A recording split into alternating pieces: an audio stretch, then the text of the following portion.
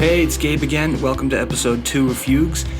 Just a heads up in case you're in the car right now with smaller humans, this episode contains references to violence, and I should also mention I'm pretty comfortable using swear words, so now you know.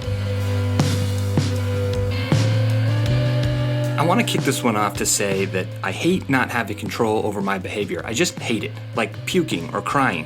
They're physiological reactions that, while happening, I'd prefer to have the ability to stop. I saw this nature documentary once where a male deer, following his biological orders, was attempting a bit of procreation with a doe. She seemed interested, but he couldn't quite seal the deal, so to speak. And this was a bummer because he quickly ran out of time to do this safely. Just then, a male competitor showed up with the same goal. Now the biological programming shifted on a dime, from sex to violence. They had no other choice now but to fight it out. So these two idiots proceeded to tear each other to pieces, and this is the brutal part. After they ran out of gas, laying there, wheezing, bleeding, teeth gnarled, basically almost killing each other, a third male deer, who'd clocked the whole thing, strolled out and had deer sex with the same doe, right there in front of the other two. Modern humans are supposed to be above this, but let's face it, we haven't gotten there yet. Key word though, yet. So we'll be covering one fugue for this episode, and it will illustrate the internal experience of being in a fight, and why certain outcomes are so hard to avoid. Then, me and my inner voice will do some post-fugue analysis together. In case this is your first go-round, the word fugue in this podcast refers to a story or a retelling of a former state of mind. If you need more explanation, just check the trailer or read the description. This episode's fugue is called, Okay, Who Do I Punch First?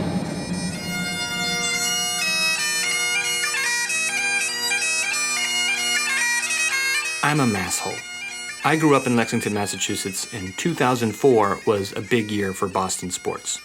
And before you non-sports balls fans roll your eyes, this will require no prior sports balls knowledge. Think of it like a neuroscience-y Ted Lasso episode. Anyway, the Red Sox were on an 86-year drought of championships, known as the Curse of the Bambino, fated by the trade of Babe Ruth in 1918. I'd been living in New York City about 5 years, and my friend Alex and I routinely went to Sox-Yankees games. Him in his Yankees cap and me in my classic capital B Sox hat. I loved those games. The stands were filled with trash talk between Yanks and Sox fans, but it was mostly harmless and fun. Except on this day. It was almost as if Yankees fans sensed a change coming. I was getting harassed the whole game, people screaming insults, booing me every time the Sox got a hit. One guy, unprovoked, tossed a beer at my head. That had never happened. Alex and I were about 6 or 7 22-ounce beers in, and it was starting to get under my skin, so by the 9th inning of a pretty close game, I was in a hurry to just get the hell out of there. So we're leaving, but Alex, desperate for the bathroom, peeled off to excrete about 3 gallons of Miller Lite, and I was making a beeline for the exit. As I hit daylight, I heard 2 guys behind me screaming F-bombs and very clever homophobic slurs. I wasn't sure if it was directed at me, but as they got closer, it became obvious, so I turned to face them abruptly and told them to knock it off. But before I got a word out, one of them got so close to my face I could smell the nachos on his breath. A quick aside about men fighting. Stripped of context and sound, it looks more like a ritual sex dance than a fight. They're so attracted to each other. Anyway, back to the fugue. This guy practically kissed me, he was so close, so I instinctively pushed him back, maybe more than I meant to, because bear in mind, I'm pretty drunk at this point, and he fell back into his friend, and they both lost their footing for a second. Then time basically stopped. My shove was all the impetus they needed. I looked right into their glazed eyes, and it was pretty obvious they were in attack mode. And I remember, as everything was paused, that maybe I could still defuse the situation or run, but that logic was very quickly overruled by an inner voice that gave one simple directive. Take these motherfuckers. Can I interrupt here for a minute? Can't you wait until post-game? No, I have a question. Make it quick. Was that voice me? Because I don't remember telling you to do that. You know, it wasn't you. It was something else. What though? I'm not sure. Honestly, it probably wasn't a voice at all. It was just an instinct. I've never been in a fight before or after this event, but it really is so bizarrely intimate. Here I am eagerly ready to share all this extreme physical contact with frothing strangers. And it sounds weird to say it now, but giving into that instinct was not only a relief, it was a desire.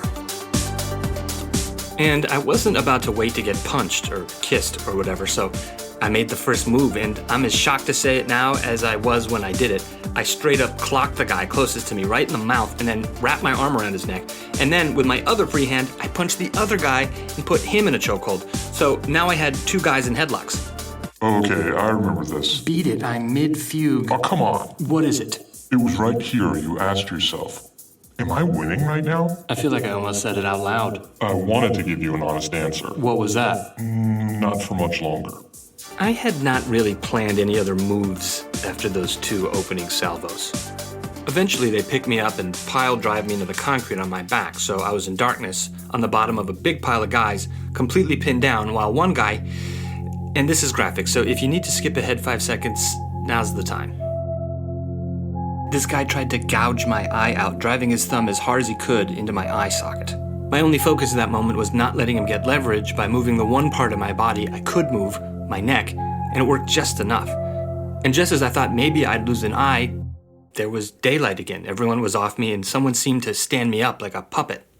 This time face to face with another animal, a horse, who actually had better breath than the dude that wanted to fight/kiss me. On the horse was an angry cop, screaming at me to get the hell out of there before he arrested me. And I said, yeah, you're right, I'll leave. And in my post-fight fugue shock, I noticed I lost my Red Sox hat, and I asked him if he'd seen it. But he was not really keen to help me. Welcome to the Fugues post-game. I'm your host. No, I'm the host. You're the co-host. Whatever. I'm Gabriel Berezin. And I'm Gabe's inner voice. Like the original, but funnier. Well, this wasn't funny. I almost lost an eye. Sure did. So, how did I temporarily turn into a chimp? Temporarily? For a second, it felt like I had a choice. Yeah, that was an illusion. Free will is already pretty uncommon, but I promise you, there was none in that moment. Once you pushed those guys, you were on a path there was no deviating from. So, what's in the fight or flight cocktail? First, big surge of adrenaline raises your heart rate and sends blood flow away from the organs you don't need in a fight. What don't I need in a fight? Like your stomach and kidneys. Your body doesn't care about digesting 4 hot dogs while you're fighting for your life. It was 3 hot dogs. And... some dipping dots. Okay, so what do I need in a fight? You need your lungs to maximize oxygen and your muscles to help with the stupid violence. And this is all within seconds, right? Yup, it's pretty fast acting. All while another hormone called cortisol is released, which increases the glucose in your blood. My blood sugar. Yeah, it's like nature's Gatorade. Oh, does it taste like glacier Arctic watermelon? I doubt it. Anyway, that's only part of the cocktail. You've also got the dopamine and serotonin flowing now, too. Okay, what are those? They're neurotransmitters. Ugh, try a different word. They're like mood chemicals. They add the color to a feeling of an experience. Cool, so it's like my brain's own drug supply. Okay, what does the dopamine do? Dopamine is associated with feelings of reward. Reward, like if I want a scratch ticket? Sure, that's kind of an obvious example, but yeah, a surge of dopamine is familiar if you've ever done cocaine or had sex or eaten chocolate while having sex. Inner voice, you minx. So things that feel good, I get it. What's the serotonin do? Serotonin is associated with feelings of happiness. For instance, most antidepressants ensure serotonin stays active in your brain longer. Okay, so during my skirmish, the dopamine and serotonin made me kinda high. Is that right? Yeah, that's right. But we're missing one last ingredient. Can you guess what it is? The booze? Yeah, the endless beers. We'll be right back to hear about... No, I'll say the next part. Okay. Wait, what are we saying? We're going to talk about a lesser-known neurotransmitter. A mood chemical. Sure, a mood chemical related to alcohol. Okay, well, we'll be right back to talk about that. Is this podcast making you think about your thinking? I hope so, because that's the goal. Leave us a little blurb on iTunes or wherever you listen to podcasts. First one to post gets a personalized, inspirational voice memo from me, Gabe's a-hole inner voice. It will probably sound like this message Gabe's band Monuments got from Hulk Hogan that one time. Hey, yo, this is Hulk Hogan saying what's up to Mike, Kevin, and Gabe of Monuments. I'm gonna body slam all 3 of your asses.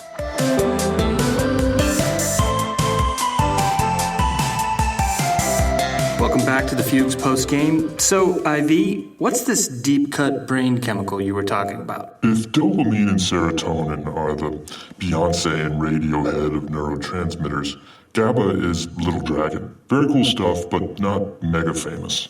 So, what's this one? It's gamma-aminobutyric No, acid. I don't care about the chemical name. What does it do? Oh, okay.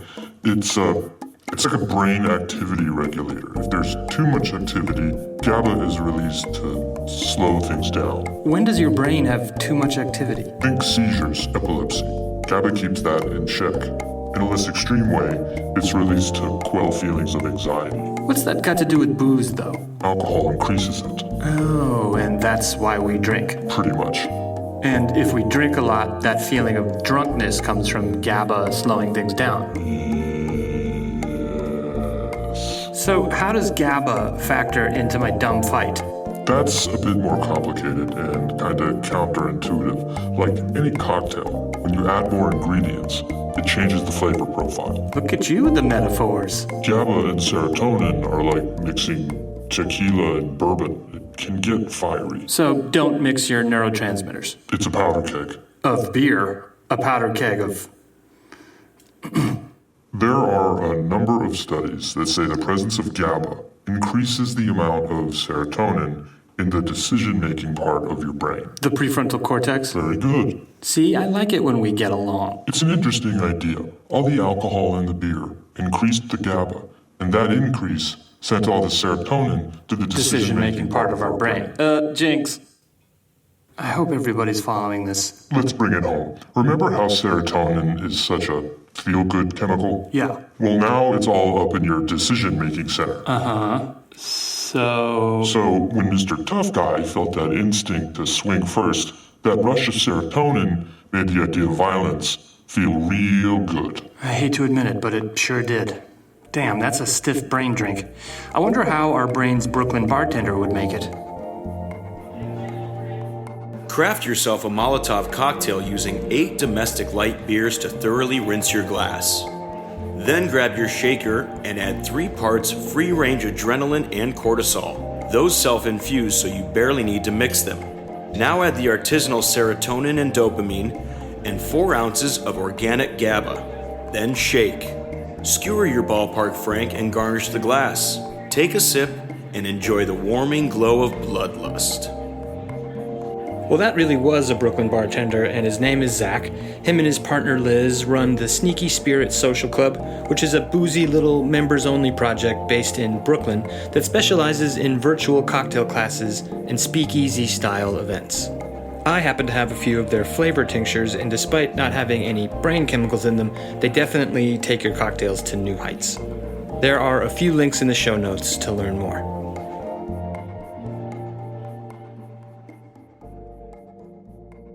At least those poor deer in the nature episode I saw were fighting for a cause, to pass on their genes. What the hell was I doing? The biological violence chemically programmed into my body served exactly zero purpose. I wish we could mute that stuff, or apply some kind of logic that would override the physical response. But is that even possible? It's not like you can outthink a sneeze. It just happens. This is where the sci-fi nerd in me comes out. I've read the book Slaughterhouse-Five by Kurt Vonnegut about 6 times now. If you haven't read it, the basic idea is that the main character, Billy Pilgrim, becomes unstuck in time when he is abducted by well-meaning aliens called Tralfamadorians that are not bound by linear time. So throughout the book, he bounces around his life. Sometimes he's 8 years old in the car with his mother. Other times he's in a basement during the firebombing of Dresden in World War II. I think of it every time I'm reminded of that stupid fight. I want to go back in time to a minute before the fight began and tap myself on the shoulder before those guys started stalking me, before I became a chimp drooling for violence, warning me that it will be very hard to ignore the violent impulses about to take over my behavior. And since it's me talking to me, I'd embellish it a little and show up in a retro-futuristic spacesuit of silver nylon and say, hey, this is how we dress in 2021. And future me and younger me would have a laugh and we'd just ignore the idiot Yankees fans and we wouldn't have risked losing an eye in a pointless fight. Because in the absence of time travel with those same circumstances, that same outcome probably happens 999 times out of 1,000. And I just don't like those odds for me or for anyone. Speaking of fate, after my mother heard this story, she unleashed the full weight of her witchy superpowers and single-handedly jinxed the end of the curse of the Bambino, and the Red Sox became World Series champions that season for the first time since 1918. And she may have overshot a bit because they actually won 3 more titles after 2004, all while the Yankees signed A-Rod. Thanks, Mom. So thanks for listening to episode 2. I wanted to share some quick things you'll find in the show notes. There are a few research articles that go into great detail about the fight or flight cocktail. In particular, our new favorite brain chemical, GABA, which has a lot of implications for why drunk people always get in fights. There's also a picture of young, cleanly shaven me with a gnarly post-fight fugue eye injury sitting next to my Yankees fan friend who looks amused. And there are 2 more episodes about fate and biology to go. In parts 2 and 3, I'm going to share some fugues that illustrate how being on a team makes us feel the high of war, and another chemical we haven't talked about yet. Then we'll talk to a law enforcement officer about how he's changing the way police work is done with people in crisis, using de-escalation techniques to prevent dark outcomes. Fugues is written and produced by me, Gabriel Berezin. The music and sounds you hear are their own characters in this podcast, and that is all done by Grant Zubritsky. Logo design is by Justin Montan, and these episodes don't get done without the editorial help of Monty Montan. Probably most importantly, thanks to Hulk Hogan and Kevin Plessner for getting him to shout us out. Part 2 is coming soon. Until then, see you in the next fugue.